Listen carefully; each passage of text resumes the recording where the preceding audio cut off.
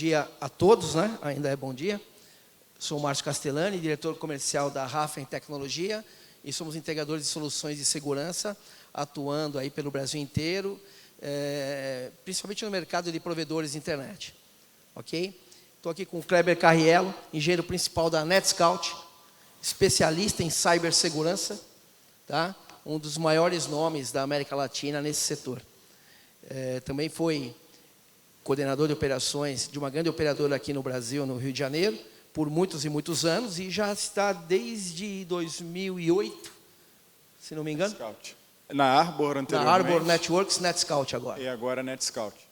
Então a gente vai bater um papo aqui com vocês sobre DDoS. No Brasil está tendo muitos ataques que estão acontecendo, né? Nesse momento, e sempre vem acontecendo. Eu falo com provedores o dia inteiro, o mês inteiro, semana inteira, né?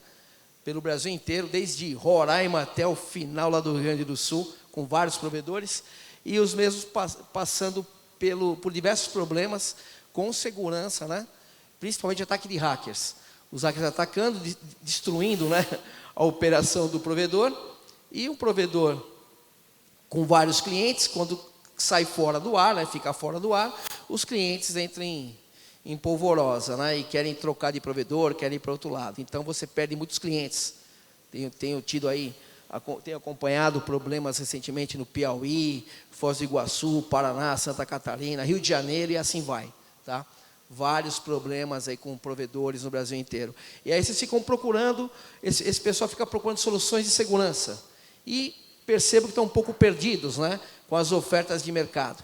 Então a gente vai falar aqui de DDoS, efetivamente, o que um provedor precisa, né, para estar seguro, estar tranquilo e deixar os seus clientes tranquilos. Tá ok? Deixa eu só lhe colocar o slide aqui, a gente começa. E eu vou trocar um bate-bola aqui com o Kleber, que conhece muito, diversos projetos, ele já participou. Sobre esse ponto de, especificamente, operadoras de médio e pequeno porte, o que a gente tem observado bastante, diria nos últimos 3 anos, 4, é a incidência de ataques entre concorrentes. É comum, inclusive tem casos aí documentados, Polícia Civil de São Paulo atuando, né? No Google, se você procurar, você vai achar um até que é bem midiático, que é o Guerreiro, né? Que foi preso aí no interior de Goiás, e o intuito, literalmente, era a oferta, o marketing que ele fazia era você atacar o seu concorrente para, obviamente, tomar a base de clientes dele. Então, isso é um cenário tipicamente Brasil, até porque a oferta de operadoras no Brasil é um pouco diferente do resto do mundo, é um pouco similar à Índia, mas é atípico você ter uma cadeia de operadoras como a gente tem no Brasil. Por um lado é saudável, obviamente, traz toda a competitividade aí, né? Questão de abrangência também, por ser um país com uma geografia como o nosso, mas traz também, sempre quando você tem dinheiro envolvido, você traz o outro lado, né? A gente até, não sei se na apresentação a gente vai ter espaço, tempo para isso, mas até uma das questões que muitos clientes perguntam, por que hoje DDoS é muito mais latente do que no passado? O que mudou, né? Mudou basicamente porque agora o criminoso em si, né, porque hacker é um criminoso de fato, ele tem possibilidade de rentabilizar em cima dos ataques como nunca antes. Então a criação de botnets, tudo isso que hoje a gente vê de forma muito latente, botnet evoluiu para ser algo não somente de DDoS, toda a parte de scam que a gente vê aí, de phishing, né? Que você recebe mensagens se passando por bancos para roubar credenciais, tudo isso faz parte de uma rede criminosa, que DDoS é mais uma pecinha que eles utilizam para rentabilizar. E por trás disso quem está? No Brasil, diversas facções criminosas, de fato, estão por trás para rentabilizar, para lavar dinheiro, inclusive. Estados como, por exemplo, Coreia do Norte, Rússia, né? A criptomoeda ajudou bastante nesse processo. Você tem um país isolado como é a Coreia do Norte. Bom, uma forma que ele tem de rentabilizar é criando um exército de hackers, criando botnets e ganhando dinheiro em cima de ransom, de ataques DDoS que ele pede resgate. Então, vem alugando botnets. Então, o mundo hoje, ele traz todos esses desafios para a operadora, porque a oferta de ataques, de possibilidades, é muito maior do que era no passado, né? E, literalmente, Eu trabalho de perto com grandes operadoras que oferecem serviços de proteção anti-DDoS. A gente tem eventos de operadoras menores que pedem ajuda. O dono do provedor liga implorando ajuda porque o site está fora, o provedor está fora há 3 dias e tem gente jogando já modem dentro do provedor porque está insatisfeito com o serviço. Então, é um problema que a gente observa não só a parte de operadora, mas também atinge todos os setores. O setor financeiro aqui no Brasil é extremamente atacado. Para vocês terem uma ideia, enquanto não apresento aqui, a gente está fazendo um off-topic. Nas Olimpíadas, os primeiros grandes ataques que a gente observou no Brasil foram antecedentes à Copa do Mundo de 2014, Copa das Confederações, que a gente teve grandes ataques a portais aqui. Eu digo a nível de volumetria. Ataque de DDoS no Brasil é algo histórico. Os primeiros grandes ataques de DDoS aqui começaram a ocorrer desde a época do Big Brother Brasil 1, 2001 mais ou menos, mas evoluíram para ser algo maiores mesmo em relação à volumetria em 2013, 2014, que a gente começou a observar ataque de 100 GB, né, que na época era, 100 GB. Em 2016 a gente teve um salto gigantesco a nível de Brasil. Era a Olimpíada do Rio, né? Alguns bancos patrocinavam a Olimpíada e a gente teve no mundo o primeiro ataque acima de 500 gigabits por segundo, que durou 2 semanas, partindo exclusivamente de câmeras de vigilância ao redor do mundo. Então, assim, isso aconteceu no Brasil. Se você procurar na internet também você vai ver isso, vários artigos em inglês, inclusive, citando sobre esse tema das Olimpíadas. O legal disso é o quê? O público em geral nem ficou sabendo que isso aconteceu. As Olimpíadas decorreram, os sites não tiveram nenhum tipo de problema, tiveram percepção do usuário, mas o problema existia, né? Como vários outros eventos que a gente lida semanalmente, ataques da ordem de 700 GB, 1 tera, que ocorrem cotidianamente com um site de banco, com um provedor. Então, assim, o ataque DDoS passou literalmente a ser uma ameaça para a infraestrutura internet, né, e para a sociedade como um todo. Porque se você tem um cenário como, por exemplo, uma eleição que a gente acabou de passar, um site do TSE, né, todos nós aqui, talvez a gente saiba que não influencia em nada na questão de apuração, de urna, nada. O site do TSE é simplesmente institucional, né, faz ali a publicação de resultado. Mas o público em geral, se aquele site fica fora do ar naquele período, há um ataque hacker num site, para o público em geral gera um certo desconforto. Então isso a gente lida diariamente, né? E são diversos eventos. Então o DDoS, mais do que nunca hoje, é um problema muito crítico para a sociedade, não somente para o negócio, mas para a sociedade em geral, né? Se um site do INSS fica fora, você não faz praticamente nada do ponto de vista de seguridade social. Se um site de um banco fica fora, literalmente o serviço do banco para, né? Muitos e-commerce, inclusive bancos, a forma que eles têm de criar métricas é a quantidade de transação por segundo.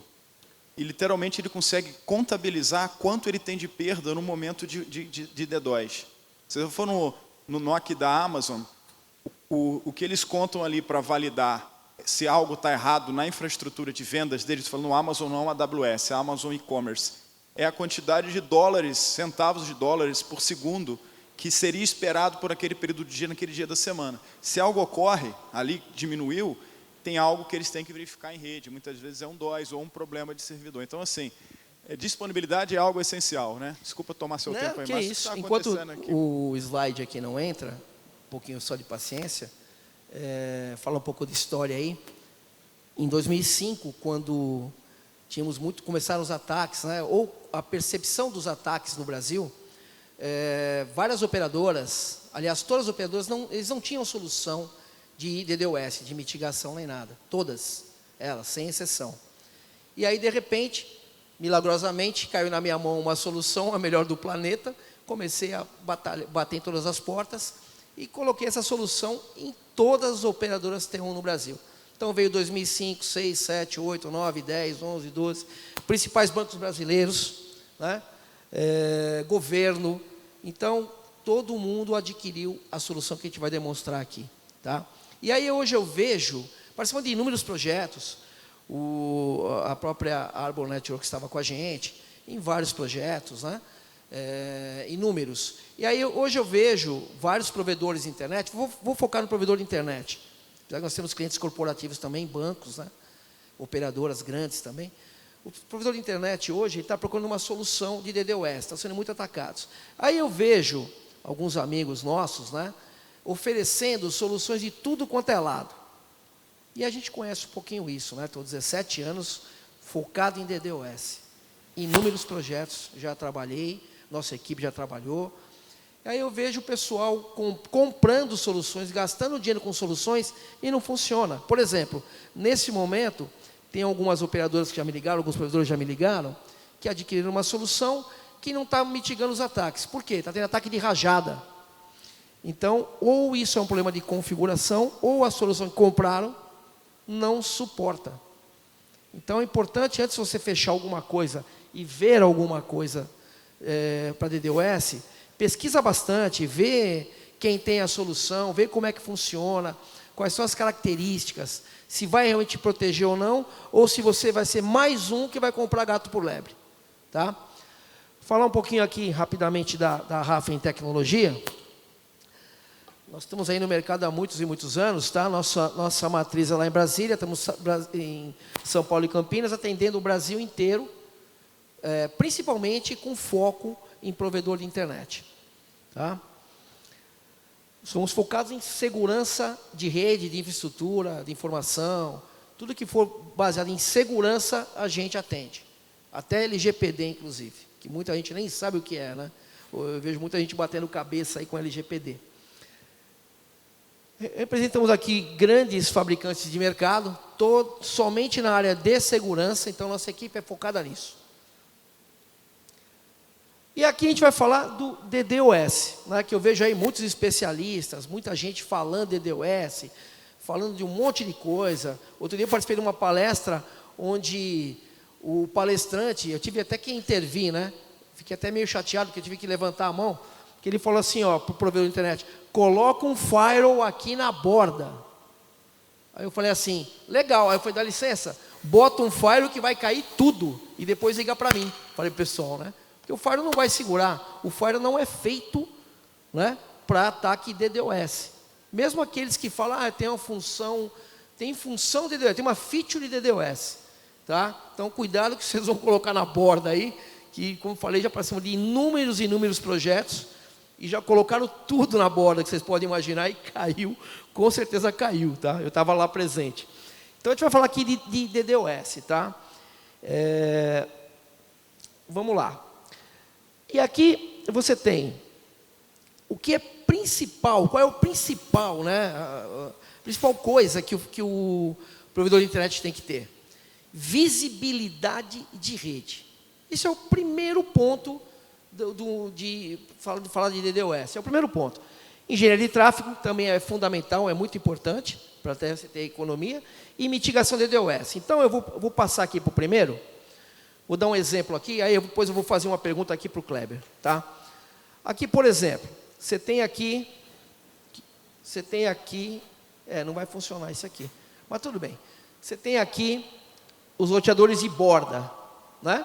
Aqui uma ferramenta que te dá a visibilidade de rede, de tráfego, engenharia de tráfego e mitigação para o Black Hole Flow Spec, ok?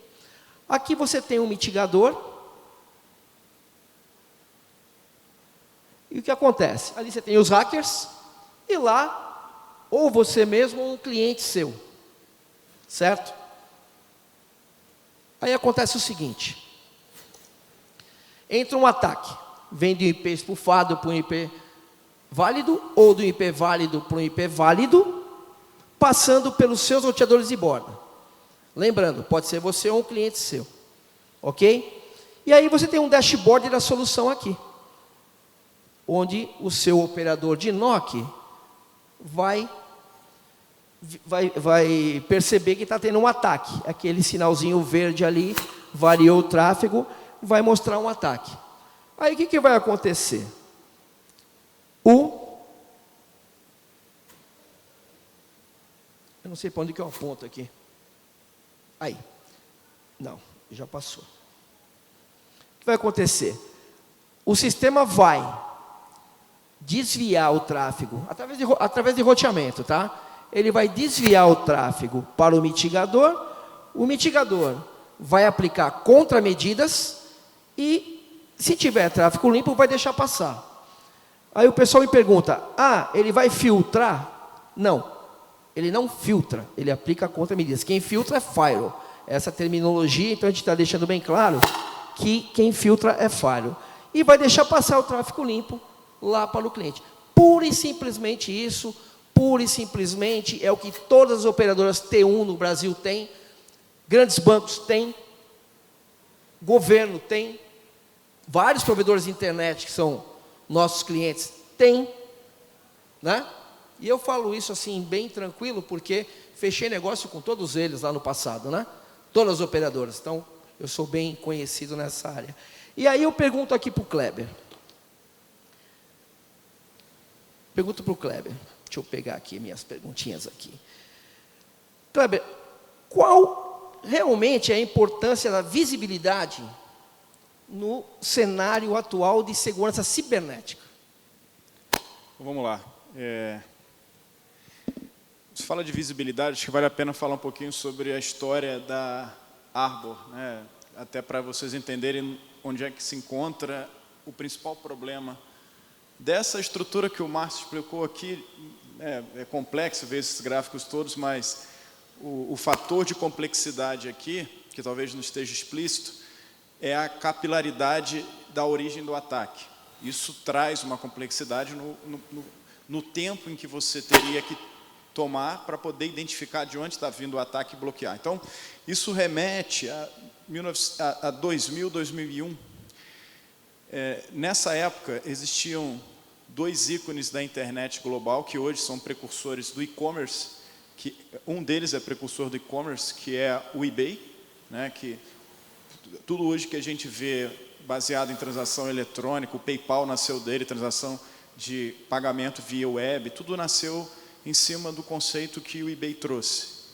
E o outro era o Yahoo, que era na época o grande portal, né? Na época não existia indexador como o Google.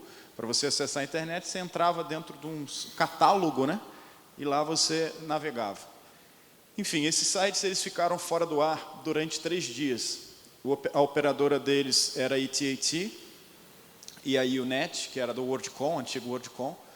E isso, obviamente, a internet na época ainda não era algo, já tinha passado aí o período da bolha da .com, a internet ainda não era algo como é hoje do ponto de vista de sociedade.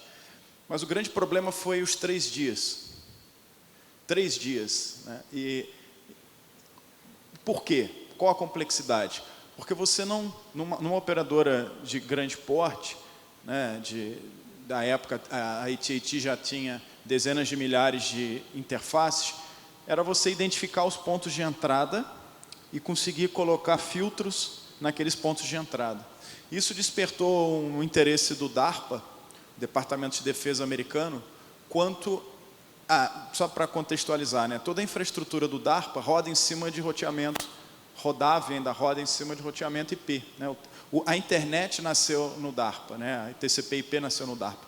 Então, essa possibilidade de você explorar ataque DOS em cima da infraestrutura de rede IP foi algo que despertou o interesse do DARPA, né, do Departamento de Defesa, para fomentar, dentre vários pesquisadores dos Estados Unidos, uma solução para que esse problema fosse sanado. A princípio, a ideia era que existisse uma forma de você acelerar o processo de identificação e rastreio, né?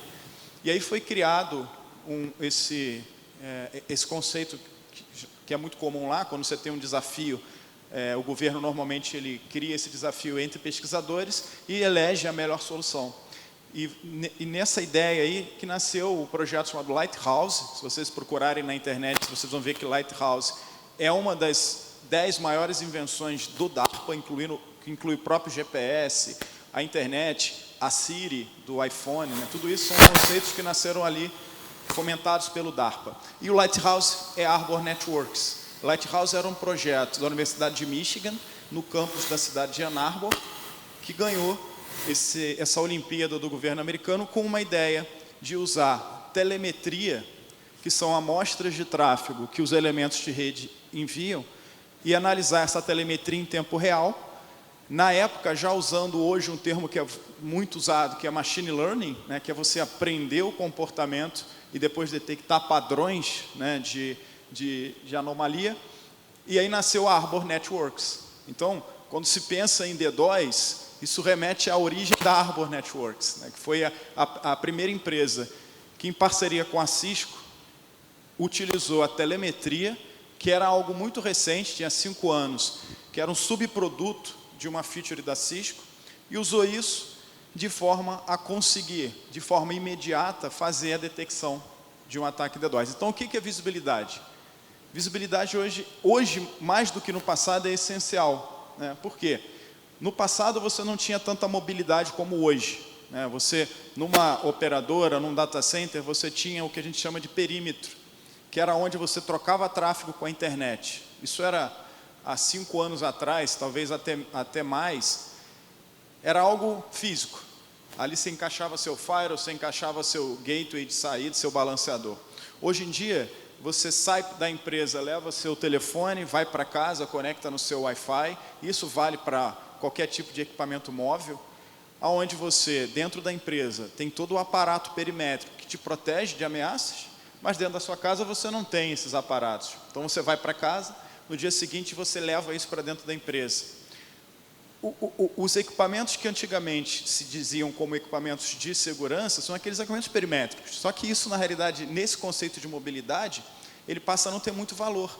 O que você precisa ter é visibilidade, é você entender o comportamento do tráfego que passa dentro da sua rede. Então, assim, quando a gente fala hoje qual é o papel da visibilidade, eu diria que sem visibilidade, sem conhecimento da rede, praticamente você não tem segurança. Todos os ataques de ransomware que nós observamos aí nos últimos anos, e tem acelerado bastante, né? Coisas públicas, lojas Renner, JBS, né? Tem vários, né? Não preciso nem citar todos os nomes. Todos BRB. Dá para citar vários. Todos eles, o ponto principal de fragilidade foi a engenharia social, que é hoje muito usada. É o cara que liga para a secretária, se passa por um atendente, consegue ou manda um e-mail. O que aqueles elementos de borda que viraram commodities ajudaram na contenção? Nada. Porque o cara pulou direto para dentro da rede. Então você precisa ter visibilidade disso, né? Isso vale para DDoS, para qualquer tipo de ameaça hoje em dia. Importante. Alô? Importante. Alô? Tá ouvindo aí, não? Tá fraco? Tá falando? Agora tá falando. Importante falar aqui que esse equipamento, ele não é intrusivo, ele não fica inline. Se ele parar, pifar, queimar, desligar, nada acontece com a sua rede. Simplesmente você não vai ter visibilidade, mas ele não vai parar a sua estrutura. Ele recebe NetFlow dos roteadores e fala BGP. Com isso, ele tira toda a matriz de tráfego da sua empresa, tá? Da sua operadora. Mas, voltando ao assunto aqui de soluções, né, de mitigação, vale lembrar que vários clientes que fechamos negócio lá em 2005, 6, 7, 8, 9, 10, como eu falei, todas as operadoras T1, bancos, mercado corporativo, tudo mais, até hoje não mudaram a solução que elas compraram nessa época. Só vieram crescendo, né? Porque quanto mais aumenta o número de routers, mais aumenta a solução. Quanto mais os ataques prosperam, mais poder de mitigação você tem que ter na sua rede. Por exemplo, as operadoras lá atrás começaram com 40 GB, 80 GB de mitigação interna, né? E aí foram ampliando para 400 GB, 600 GB. Hoje as operadoras têm poder de mitigação de mais de 1 tera. E assim vai. Aí surgiram as nuvens também. Você tem uma solução chamada Arbor Cloud, que mitiga até 11 tera na nuvem também, né? Quando você não mitiga interno, você desvia para lá e mitiga lá. Mas isso é para mostrar que em 2015, 2016, mais ou menos, surgiram várias soluções de mercado, dizendo que era melhor, eu sou melhor, e nenhuma operadora T1, que é uma das referências, né, que nós temos em solução de mitigação no mercado, nenhuma operadora T1 trocou a solução que comprou lá em 2005, 6, 7, 8, 9, e assim foi, né? Não trocou a solução. Por que não trocou? Porque até hoje não surgiu nada no mercado, e isso eu falo com muito conhecimento, que substitua essa solução. Ok? Não surgiu nada. Ah, mas o preço mais barato. Legal. Se você não tem condições de comprar uma solução dessa, não tem problema. Até eu fazia uma brincadeira com alguns clientes, até parei de fazer essa brincadeira que eu me ferrei, né? Então você faz uma piadinha, mas acabei me ferrando. Que eu falava assim para o cara, para o cliente: bom, se você não consegue, você comprou um micro, não consegue colocar um Kaspersky, coloca um Panda. Aí o cliente falou assim: putz, a minha estrutura é toda Panda. Eu falei: ai meu Deus do céu, então desculpe, retiro o que eu disse, né? Mas assim, quando você não tem condições de comprar uma Ferrari, compra uma bicicleta. Pelo menos você tem uma bicicleta, né? Mas, como os valores, a NetScout, ela estudou os provedores, né? Caíram bastante porque ela estudou os provedores, então ela falou: eu quero esse mercado, que é um mercado completamente diferente de uma operadora T1, né? Que lá o pessoal tem N rios de dinheiro, porque tem celulares, tem outras fontes de renda. E o provedor de internet é um pouco mais limitado, né? Então, eles conseguiram chegar num valor, e hoje nós temos vários provedores de internet. Clientes, eu não posso falar aqui, mas uma reunião particular eu posso mostrar a nossa carteira de clientes, tá? Depois eu vou colocar à disposição para fazer uma reunião, ou presencial, ou uma vídeo, para falar da solução mais especificamente, e também mostrar um pouquinho da carteira de clientes e a nossa bagagem de segurança. Mas falando ainda de mitigação, o que se percebe hoje no mercado são os ataques. Aí eu te pergunto: por que os ataques estão mais complexos e continuam evoluindo cada vez mais? Isso aí eu acabei adiantando, enquanto o slide não estava aqui, né? Porque há por trás o interesse econômico que no passado não tinha. Quando eu comecei a trabalhar com DDoS, eu trabalhava numa operadora, na Embratel. A Embratel foi a primeira operadora no Brasil a criar um centro uma equipe de segurança, junto com o antigo NBSO, Network Brazilian Security Officer, que passou a ser o CERT-BR hoje, que está pendurado ao CGI e ao NIC-BR. Esse conceito de grupo de segurança e operadora não existia. Então, quando eu entrei na Embratel, isso foi em 99, a gente criou ali dentro. E já nesse momento, já existia o problema do DDoS. Só que qual era o problema do DDoS? Era o carinha que na sexta-feira fazia um ataque para o portal do UOL, que era, na época, o maior portal de conteúdo do Brasil, e botava lá, anunciava lá no Mirk que tinha derrubado o UOL. Ou quando o cara lá tinha o Big Brother Brasil, em 2001, que na terça-feira que tinha que fazer votação, o cara fazia um ataque e derrubava o portal de votação. Mas qual era o intuito dele? Aparecer. Não existia um intuito econômico. A partir do momento que a internet passou a fazer parte da sociedade, ter uma economia, a pandemia é um exemplo claro disso. A pandemia acelerou a digitalização. Então, sem a internet, a economia teria parado durante a pandemia. Isso é claro para todos nós aqui. E é natural você ter, num ambiente em que tem muito dinheiro, você também ter quem queira pegar parte disso de forma ilícita. Então, a resposta disso é porque hoje na internet tem muito mais dinheiro do que tinha no passado. Aí, as possibilidades de você criar armadilhas são muito maiores também, porque hoje você tem uma infinidade de pessoas que utilizam a internet, a sociedade em geral utiliza, então você tem aí pessoas que não estão preparadas, um idoso que não tem um conhecimento muito grande de tecnologia, que acaba caindo nessas armadilhas. E aí o que ocorre é que acaba gerando mais renda, mais dinheiro para esses criminosos. É basicamente por isso. Falou em portal, vou relembrar aqui que o primeiro cliente na América do Sul dessa solução foi o Terra Networks lá em Porto Alegre, tá? E depois os outros vieram na sequência. Estava tendo muito problema de ataques, tudo mais e tal, e o Terra colocou, não só no Brasil, como também em Miami, colocando a solução lá para mitigar ataques que vinham direto de lá. Outra coisa importante também, o mercado é muito grande, às vezes as pessoas não sabem, mas lembra aquele evento que teve aqui, que é a Copa das Confederações? Se não me engano, foi em 2013 isso, né? Nós participamos desse projeto, porque a FIFA, aliás, eu fiz uma reunião com a FIFA, foi legal essa reunião com o pessoal lá da FIFA. Parecia até que eu ia jogar bola, né? Eu já joguei muita bola, mas não me chamaram para jogar nessa Copa aí. E aí o que acontece?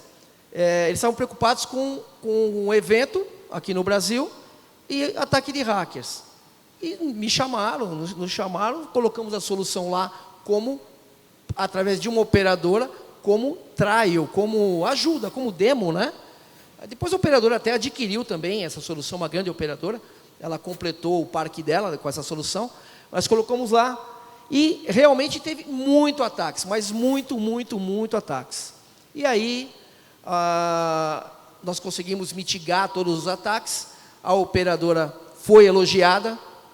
Ganhamos um troféu. Aliás, o troféu está em casa comigo, desse evento. Junto com a operadora, ganhamos um troféu por ter mitigado os ataques e ter passado segurança, né, cibernética para esse evento em 2013. Tá? E só para lembrar isso, e outra coisa também importante, em 2008, 9, 10, a Embratel, né, hoje vocês conhecem aí como link protegido, Clean Pipe, mas a Embratel foi a pioneira, na época, em lançar isso, porque quando você adquire a solução, você vê por aí o cliente querendo link protegido, querendo Clean Pipe. De onde surgiu isso? Surgiu com a gente lá em 2008, trabalhando nisso, porque quando você compra a solução, você vai mitigar. Aqui é um cliente seu. Aí você tem um link com o seu cliente. Link de quanto? De 1 GB, 2 GB, 5 GB, sei lá. Cada provedor tem lá, né? 500 MB, não sei. Então, às vezes o cliente pede link protegido. E a Embratel vende, a Telefônica vende. Eu falo Embratel, mas agora é Claro. Eu não sei falar Claro, eu não sei falar Vivo, né? Mas a Embratel vende, a Telefônica vende, a Oi vende, a Algar vende. Várias empresas vendem, todo mundo vende. É a mesma coisa, é a mesma solução que vocês estão vendo aqui.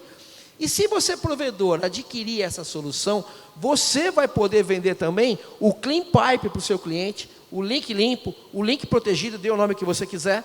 Mas nós criamos isso lá em 2008, 9, 10, né? E aí as outras operadoras vieram seguindo. Então, além de vender o link, eu vendo o link protegido. Além disso, esse é o retorno de investimento, né? O famoso ROI, né? Além disso, você pode também participar de editais que pedem Clean Pipe, que pedem link protegido, pede o link limpo. Você pode competir com as grandes operadoras, inclusive. Tá? Hoje, quando o cliente vai comprar um link de alguém, né? Procura um link, ele pergunta para você, você tem proteção lá?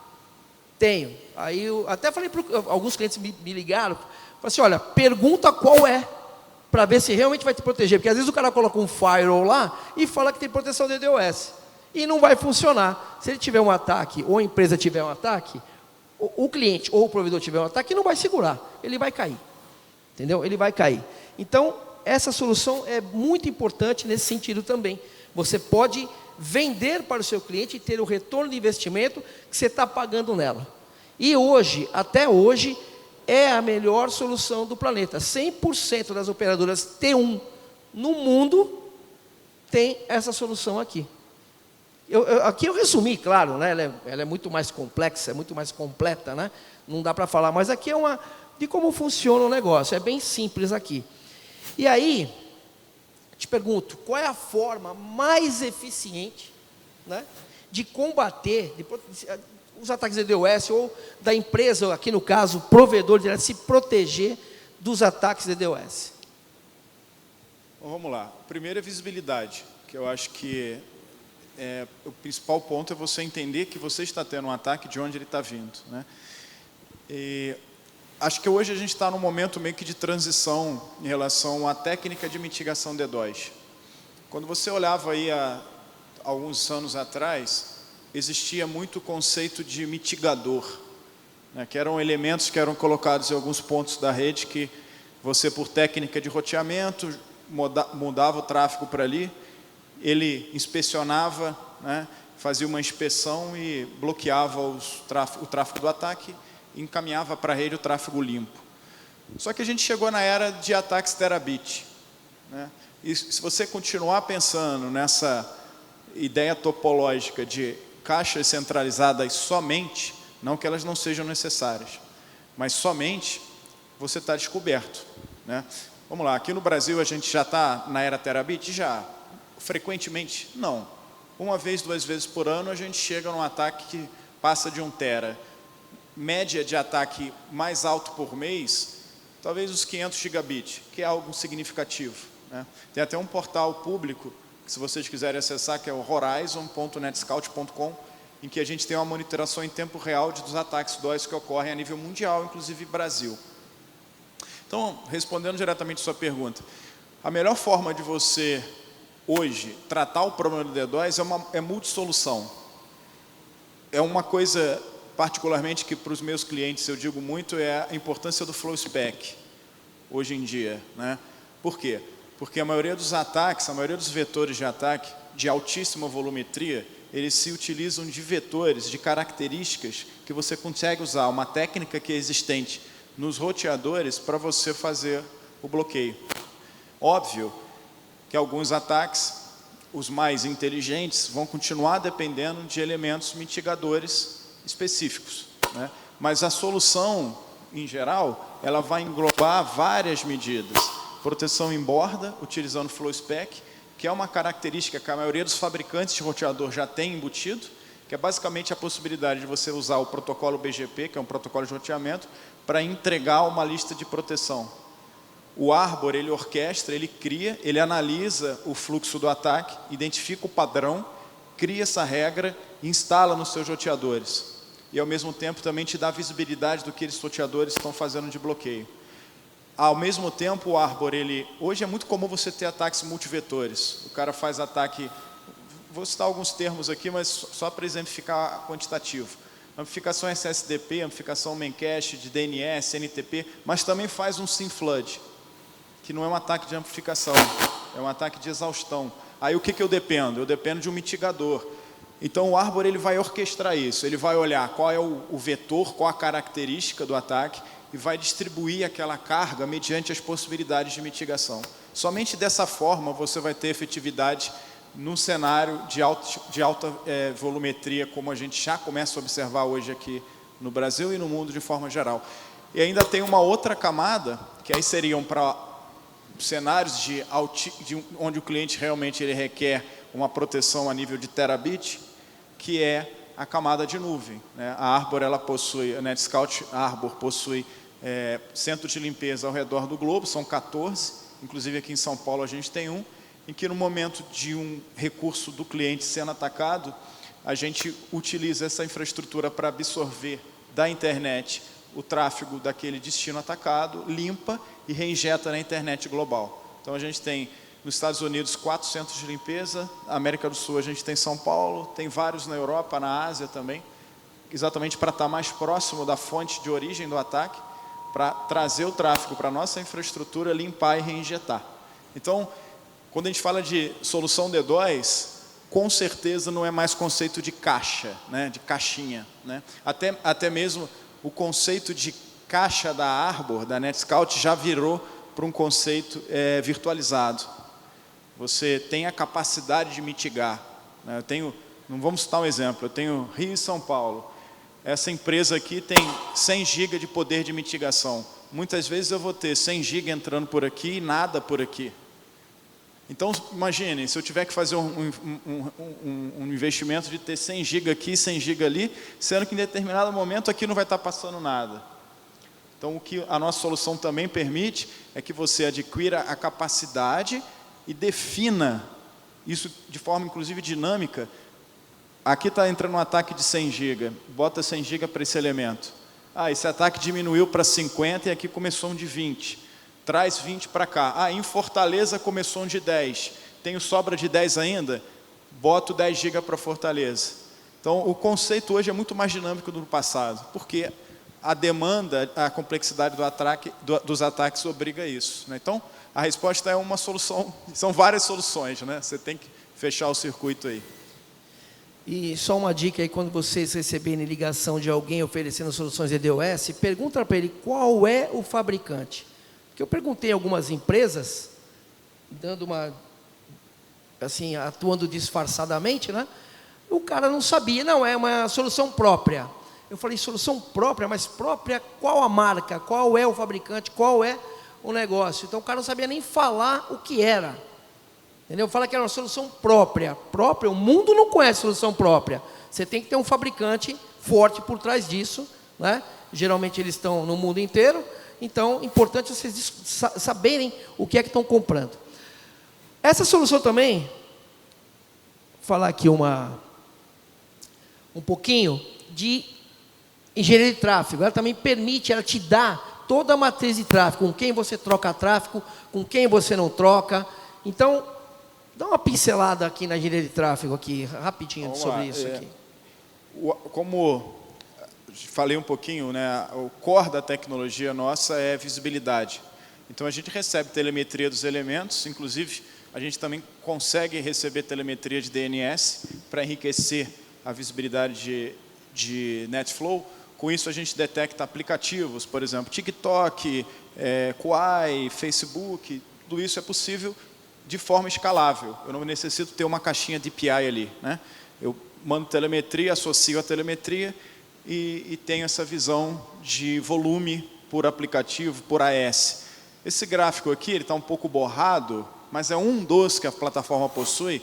Ele exibe ao centro a sua rede, o seu ASN, e o teu interesse de tráfego com outros ASNs, né? Sendo que o tamanho do quadrado aqui em vermelho exemplifica o volume de interesse que você tem nele. Então, por esse gráfico, não é uma demo online, mas só tentar mostrar para vocês mais ou menos, né? Se nesse cenário aqui, não dá nem para ler aqui, ó, aqui é o Google, né?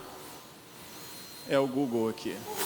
Se eu clicasse aqui atrás do... O Google não é muito interessante porque o Google não faz trânsito. Vamos pegar a Fastly. Vamos pegar uma outra aqui, só para usar como contexto. Level 3. Está logo aqui embaixo, vocês não estão vendo. Um exemplo claro de... Eu tenho uma conexão com a Level 3, mostrando esse cenário, e o meu link está saturando. Eu tenho, sei lá, 100 GB com a Level 3 e estou chegando no limite de expansão. A forma mais imediata, mas menos inteligente, é contratar mais link. A forma mais inteligente é entender o que eu estou consumindo da Level 3. Porque a melhor configuração de peering que uma operadora pode ter é até mais próxima do conteúdo que o usuário dela tem, né? O meu usuário tem interesse em quê? Se eu tenho uma conexão com a Level 3, em que por trás dela eu tenho uma distribuição homogênea de interesse, é uma ótima conexão de peering. Se eu tenho uma conexão com a Level 3 e por trás dela eu tenho outro ASN no qual eu tenho muito interesse, já passa a não ser uma boa opção você fazer o upgrade com a uplink, de uplink com a Level 3. É mais interessante você ter um link direto com aquela rede que você faz trânsito na Level 3. Então essa é uma das visões que o Arbor te provê. Ele tem um algoritmo, inclusive, que é sugestivo e que ele faz uma análise de AS e fala, olha, esses AS aqui seria interessante você ter conexão direta, porque ele vai te salvar tanto de banda da Embratel, tanto de banda da Vital, tanto de banda da Telefônica, da Vivo, enfim. Uma das possibilidades, mas há diversas outras. Questão de análise de cache, que é muito comum. Eu tenho um cache Akamai aqui dentro, mas o que o meu cache Akamai está servindo? É PlayStation Network, é TikTok? O meu usuário está consumindo recurso do meu cache? Ou o meu usuário está assistindo Disney Plus numa conexão que eu tenho com a Vivo, porque a Vivo tem uma conexão com a Fastly e por alguma má configuração ele não está puxando conteúdo no meu cache. É o tipo de resposta que a plataforma também ajuda. Importante falar que quando o provedor, aqui no caso, adquire a solução, automaticamente, após toda a configuração, o nome dele vem para cá. Automaticamente a ferramenta vai dar toda a matriz de tráfego da empresa, tá? Com quem ele troca, com quem ele não troca. E outra, como diria um grande amigo meu do passado, engenheiro também, muito bom também de cibersegurança, essa aqui é uma tela marqueteira, né? Que eu sempre uso essa tela. Mas você tem a tela técnica. A tela técnica ela te dá todas as informações de inbound, outbound, com quem, né? Tem vários tipos de gráfico, isso. Tanto o stack, tanto o Sankey, que é aquele gráfico relacional. Então, até estava tendo uma conversa com uma operadora que estava querendo entender por que o tráfego dela para determinado OTT fluía de uma operadora para outra, né? Então, você chega na linha do tempo de 3 anos e a gente viu direitinho que saiu desse cache, passou para esse trânsito na linha do tempo, para entender até como é que você vai fazer um planejamento de cache ou de conexões aí em X da vida, ou contratação de link, tudo isso você consegue analisar aí no Arbor. Existem algumas ferramentas que te dão visibilidade de tráfego no mercado, famosas, né? Tem um nome muito famoso. Vários provedores têm. São 2 nomes aí muito famosos, tá? Só quero dizer o seguinte, que essa aqui é a ferramenta mais complexa e mais completa de visibilidade de rede e engenharia de tráfego. As outras são boas, tudo mais, mas são, em comparação com essas, são simples. Essa é muito mais complexa. Porque se as outras fossem top de linha, todas as operadoras T1 teriam essa solução e não essa aqui.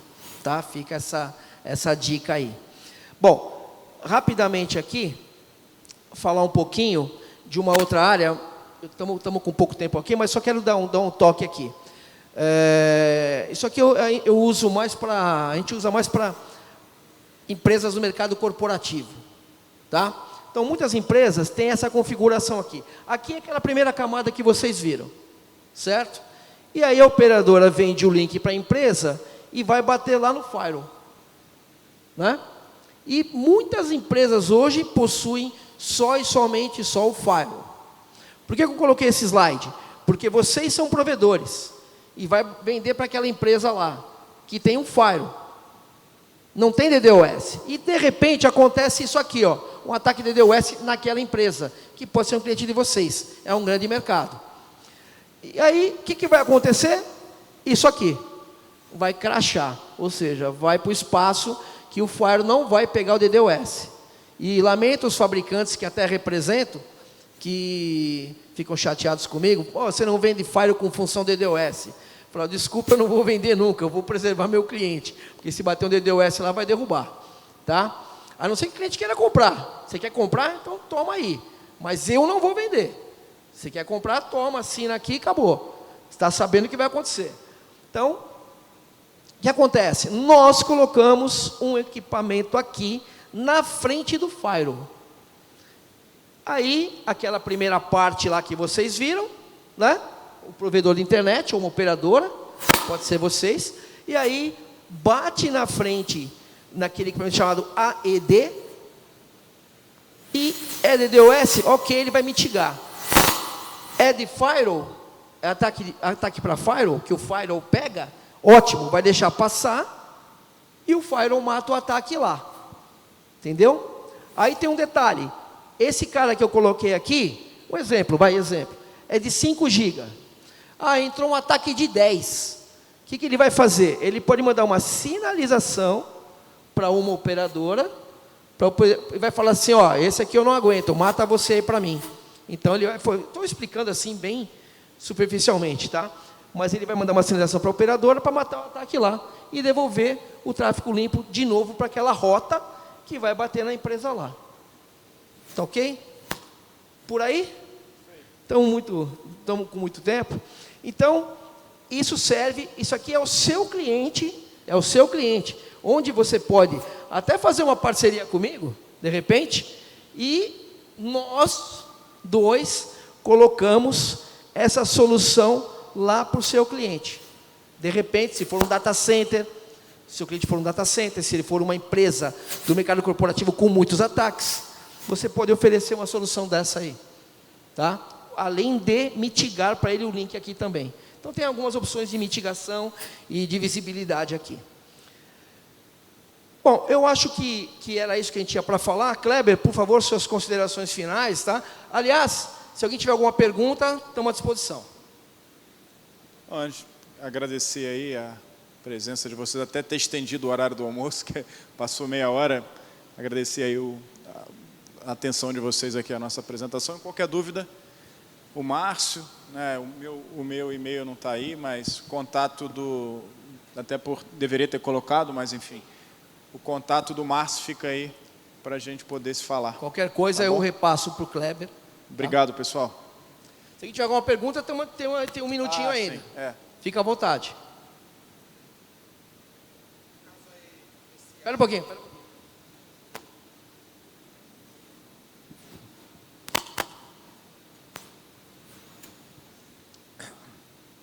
Opa, bom dia, meu nome é Ulisses. Eu trabalho com a parte de segurança de sistemas em Curitiba também. Em Curitiba, trabalho com a parte de segurança lá. Eu não sou provedor de acesso, mas eu presto bastante serviço para vários clientes. A minha pergunta é em relação à questão do Arbor, que fica ali na ponta antes do firewall, para segurar os ataques DDoS, se ele tem entrada para links redundantes. Porque você fala, por exemplo, você faz a parceria com o cliente, mas muitas vezes nós temos 2, 3, 4 links entrando, né? E aí, queria saber como funciona. Essa plataforma, a gente não entrou muito a fundo, o Márcio falou bastante, mas a gente não entrou muito a fundo, eu acho que nem temos tempo para isso, do porquê que o firewall não resiste a ataque DOS, vamos deixar isso talvez para outro fórum. Mas essa plataforma é completamente, ela é nível 2, eu costumo dizer de uma forma muito simplista, como se fosse uma bridge, um fio inteligente, né? Então sim, você tem, dependendo da característica da caixa, pode ser até virtual, você pode botar vários enlaces ali dentro, ele é completamente transparente para a camada 3. Se você emprega alguma técnica, até para a camada 2, inclusive. Por exemplo, se você usa HSRP, VRRP, alguma técnica de redundância ali de roteador, de firewall, ela não interfere, ela não trata esse pacote. Ela repassa ele simplesmente. Ela vai olhar somente a camada 3, mas é completamente transparente também a camada 3. Ela não tem um IP ali. Ela observa o pacote, analisa se ele se é um ataque ou não. Se desconfia que é um ataque, ele faz um desafio, mas ele não emprega nenhuma indisponibilidade